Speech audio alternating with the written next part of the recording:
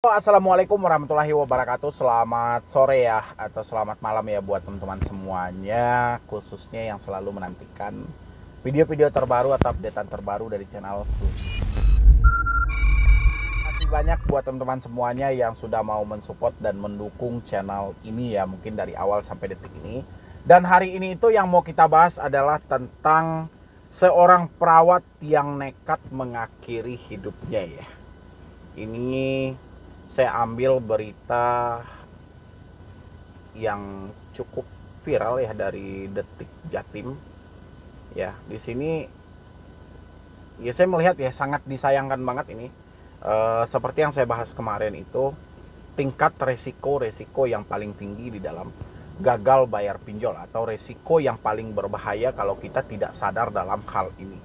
Ya, hari ini saya mau bahas itu buat teman-teman semuanya yang baru telat bayar, baru gagal bayar, dimanapun pinjolnya. Ya, dimanapun pinjolnya Anda gagal bayar, ya, Anda boleh simak ini sampai habis. Dan Anda yang mau bergabung di dalam grup WhatsApp, silahkan bergabung. Semoga saja dengan Anda bergabung di dalam grup kami, itu bisa membuka pemikiran Anda lebih luas lagi tanpa ada rasa takut dan khawatir ketika gagal bayar di pinjol.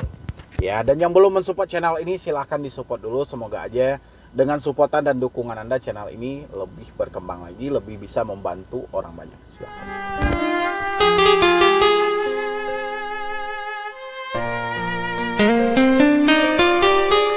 Untuk beritanya, saya memang sensor di situ, saya tidak pajangin karena memang ini adalah berita yang cukup mengagetkan. Kalau dari YouTube ya, YouTube sangat melarang keras tentang konten-konten yang mengagetkan dan mengejutkan. Jadi kita hanya membacakan di sini dan yang kita ambil adalah penggalan kenapa hal seperti ini bisa terjadi dari orang-orang yang telat bayar atau gagal bayar di pinjaman. Sampai habis, jangan di skip dan harap menonton sampai selesai biar teman-teman paham. Teror pinjol yang bikin perawat Surabaya nekat ya di rumah kontrakannya. Saya tidak sebutkan ini karena menyangkut soal dari peraturan dari YouTube juga ya di sini ya. Itu ada gambar dan dari thumbnail luar kan Anda melihat itu ya. Surabaya GRD 30 ditemukan di rumah kontrakannya Jalan Wonorejo Selatan, Rungkut, Surabaya. Diketahui pria warga asal Jalan Suripto ya, Surabaya itu nekat mengakhiri hidupnya setelah terjerat di pinjaman online atau pinjol. Kata ibu korban, pelaku sudah lama terjerat pinjaman online, banyak yang menagih hingga meneror, kata Kanit Reskrim Polsek Rungkut Aibtu Joko Sisanto Sabtu ya, 10 September bulan 2022 ya. Jadi di sini saya juga sangat menyayangkan ya. Sudah lama terjerat pinjaman online, apakah tidak ada inisiatif untuk mencari beberapa solusi motivasi yang ada di YouTube ataupun di Google? Mungkin di scroll aja ini di Google cara menghadapi pinjaman online, pasti video saya juga ikut ditawarkan dari rekomendasi di Google itu ya. Tapi mungkin kita juga nggak tahu ini sudah lanjut. Joko menjelaskan meskipun korban selama ini bekerja sebagai perawat, ibu korban tidak mengetahui pasti uang hasil pinjaman online itu digunakan untuk apa. Saya tahu ya, uang pinjaman online itu digunakan untuk gali lubang tutup lubang. Ya, memang kebanyakan orang-orang seperti itu. Ada orang yang terjebak di pinjol, lebih dari satu pinjol, itu sudah jelas. Untuk menutupi pinjol lainnya dia butuh beberapa pinjol. Itu gali lubang tutup lubang. Karena saya bilangin, gali lubang adalah tutup lubang, adalah lubang yang sangat berbahaya untuk Anda. Ya, kehancuran yang jelas pada diri Anda. Kalau sempat Anda gagal bayar pinjol, telat bayar pinjol, jangan sampai terjadi inisiatif untuk gali lubang tutup lubang. Ya, karena itu sangat berbahaya buat Anda dan itu bukan solusi. Meskipun Anda dibackingi oleh yang namanya joki pinjol, penyelesaian hutang pinjol, tapi dengan meminjam kembali, nggak ada. Ya, jadi hati-hati terpengaruh dalam hal-hal yang seperti itu. Ibu korban merupakan perawat, korban merupakan perawat RSAL Surabaya. Ibu korban nggak tahu uang itu buat apa, jelas Joko. Bahkan lanjut, Joko, ibunya juga pernah mendapat ancaman para penagih pinjol. Sebab selama ini korban mencantumkan nomor ibunya sebagai saudara tidak serumah yang bisa dihubungi.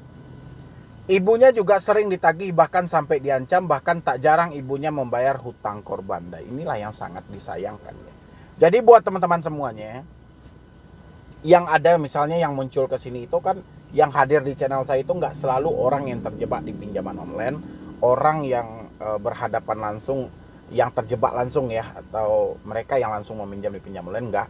Anda yang dijadikan sebagai kontak darurat, atau ada saudara Anda yang meminjam di pinjol, saya harap masalah ini nggak ada hubungan dengan Anda. Jangan pernah sesekali Anda membayar atau menalangi dana buat saudara Anda, buat teman Anda, buat siapa. Jangan pernah. Ya, justru itu akan mencelakai kepada diri mereka.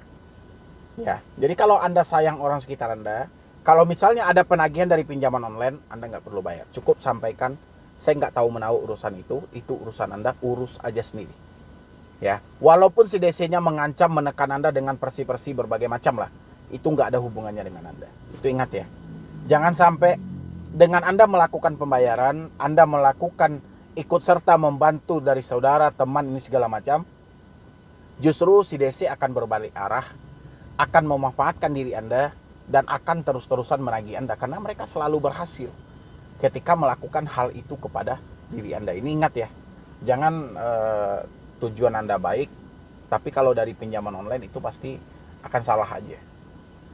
Sebelumnya diberitakan seorang pria ditemukan tewas di rumah Jalan Wonorejo Selatan, Rungkut, Surabaya. Diketahui pria berinisial GRD 30 warga asal Jalan Suripto, Surabaya itu nekat mengakhiri hidupnya lantaran terjerat pinjaman online. Ditemukan dalam keadaan gantung diri di pintu kamar mandi pukul 10 WIB, kata Joko. Joko menjelaskan korban pertama sekali ditemukan oleh ibu kandungnya berinisial AN. Saat itu AN hendak mengirim barang ke rumah korban sekaligus mencari keberadaan anaknya. Saat terakhir bertemu korban, lanjut Joko, AN sempat memarahi korban lantaran banyak debt collector pinjol yang datang ke rumah Jalan Suripto untuk mencarinya. Setelah itu AN tak pernah bertemu korban lagi hingga ditemukan tewas. Jadi korban ini memang banyak utang online sehingga ibunya sempat memarahi karena banyak yang menagih ke rumahnya. Tutur mantan Kanit Reskrim Polsek Gubeng tersebut. Ya, oke. Cukup rasa saya ini ya. Dan saya sudah bisa menangkap di sini, ini akibat apa ini? Akibat terlalu memaksakan diri kita untuk memikirkan sesuatu yang jelas-jelas sudah di luar kendali. Ya, ini buat teman-teman semuanya saya ingatin. Gagal bayar pinjol itu nggak berat. Yang berat itu adalah desakan batin setiap hari yang terjadi dalam diri kita. Ya, dan ditambah lagi dengan kita memikirkan hal-hal yang tidak seharusnya kita pikirkan. Ya, soal DC datang ke rumah itu bukanlah hal yang paling menakutkan, bukanlah hal yang paling mengerikan, tapi cara kita berpikir inilah yang harus kita atasi. DC datang ke rumah tugasnya menagih.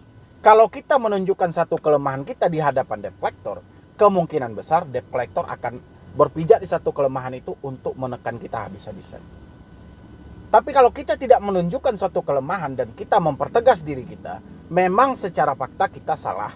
Karena kita telat dalam pembayaran, belum mampu melakukan pembayaran, tapi tidak seharusnya kita direndahkan dan dihina seperti itu. Sampaikan aja. Ya, si DC tugasnya apa? Menagih. Anda menagih, silahkan. Anda diperintahkan oleh perusahaan Anda, saya nggak ada masalah. Hari ini saya nggak ada uang dan saya nggak mampu untuk membayar. Kalau Anda mau menerima, saya akan coba mengusahakan dalam waktu dekat. Tapi kalau Anda tidak bisa terima, lanjutkan resiko apapun yang ada dalam pikiran Anda. Ya, jangan pernah sesekali terbesit dalam pikiran Anda adalah masalah ini cukup berat. Ya, masalah itu nggak berat kawan. Nggak ada, gagal bayar pinjol ini nggak berat. Tapi kitalah yang memikirkan sesuatu yang berat itu. Ya, kemarin saya update video itu, Anda boleh lihat. Apa saya bilang? Jangan memikirkan hal-hal yang aneh-aneh. DC datang ke rumah tujuannya menagih. Telepon, WA juga tujuannya menagih kok semuanya. Ngapain kita harus pelintir pikiran kita dengan hal-hal yang tidak ada? kita mau dipenjara lah, rumah kita diobrak-abrik, aset mau diambil, nanti kita diproses ke jalur hukum secara perdata pidana, jangan gitu loh.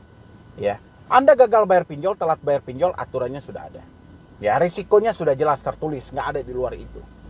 Ya, sangat disayangkan hari ini juga, saya juga tidak selalu menyalahkan dari sebetulnya, saya juga menyalahkan dari otoritas jasa keuangan yang tidak tegas dalam penanganan pinjaman online ini. Ya, sudah berapa banyak korban yang berjatuhan hanya sebatas dari teroran, intimidasi dari pinjaman online. Pernah nggak ada aturan tegas dari OJK? OJK membuat aturan banyak, tapi aturan itu tidak dipertegas sama sekali. Ya, ini sangat disayangkan dan saya berharap buat OJK tolong banget, saya mewakili puluhan juta suara orang yang telat bayar pinjol. Tolong Anda bekerja lebih maksimal. Jangan hanya bekerja via tulisan dan via lisan seakan-akan Anda memang benar-benar terjun di dalam hal ini. Ya, pada dasarnya berapa banyak pengaduan yang tidak pernah Anda tanggapi yang ada di dalam sistem Anda. Ya, pengaduan itu bukan bohong. Ya, pengaduan itu bukan tidak terjadi. Itu yang mereka adukan adalah suara hati mereka. Memang fakta hal itu terjadi. Saya selalu berulang kali menyampaikan, OJK kalau tidak percaya tentang keganasan pinjol, terjun ke lapangan kapan perlu, coba tes meminjam di pinjol dan Anda gagal bayar. Anda rasakan. Ya, jangan hanya diponis orang-orang ini tidak mau bayar hutang. Bukan mereka tidak mau bayar hutang, tapi cara penagihan dan penerapan bunga yang tidak masuk akal sama sekali. Ya, mudah-mudahan ini didengar oleh para elit-elit dan petinggi-petinggi di negara ini supaya bisa memunculkan solusi yang terbaik untuk para mereka yang terjebak di pinjaman online, berjuang mati-matian dari rasa malu, dari siksaan batin mereka. Semoga saja kedepannya mereka mendapatkan keadilan yang semestinya, karena sudah kebingungan. Mereka diintimidasi, ditakut-takuti, diancam, tapi mereka tidak tahu mau melapor kemana, mengadu kemana. Ya, mengadu ke pihak kepolisian, terlalu banyak prosedur yang harus dilalui. Ya, dan itu pun terkadang tidak mendapatkan solusi yang seharusnya mereka dapatkan.